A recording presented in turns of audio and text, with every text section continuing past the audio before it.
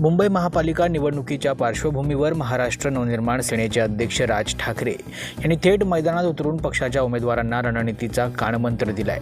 शिवसेना, उद्धव बाळासाहेब ठाकरे गट आणि मनसे यांच्यातील युतीत मनसेच्या वाट्याला आलेल्या 53 जागांवरील उमेदवारांनी आज राज ठाकरे यांची भेट घेतली।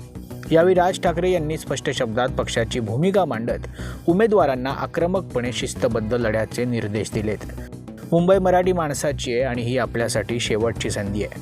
आता पराक्रमाची पराकाष्ठा केली पाहिजे, असा स्पष्ट संदेश राज ठाकरे यांनी दिला। निवडणुकीदरम्यान येणाऱ्या दबाव तंत्राबाबत सावध राहण्याचा सल्ला देताना त्यांनी उमेदवारांना कोणत्याही आमिषाला बळी न पडण्याचं बजावले। तुमच्याकडे पैशांच्या ऑफर्स येतील, फोडाफोडीचे प्रयत्न होतील, मात्र अशा कोणत्याही गोष्टींना थारा देऊ नका। मलाही अशा अनेक ऑफर्स आल्या होत्या, पण मी सगळ्यांना पळून लावलं, असं सांगत त्यांनी आपला अनुभवही शेअर केलाय।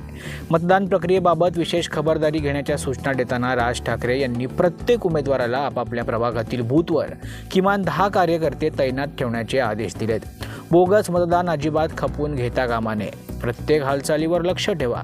गैरप्रकार आढळल्यास तात्काळ कारवाई झाली पाहिजे, असे स्पष्ट निर्देश त्यांनी दिलेत। राज ठाकरे यांच्या थेट, रोखठोक आणि आक्रमक मार्गदर्शनामुळे मनसेच्या उमेदवारांमध्ये नवचैतन्य संचारलं असून मुंबई महापालिका निवडणुकीत मनसे पूर्ण ताकदीनिशी उतरल्याचं चित्र स्पष्ट होतंय। युतीच्या माध्यमातून मराठी मतदारांचं एकत्रीकरण साधत सत्ता स्थापनेच्या दिशेनं निर्णायक लढा देण्याचा निर्धार मनसेनं केला असल्याचं संकेत यावेळी मिळालेत। Bureau report, Maharashtra news 24।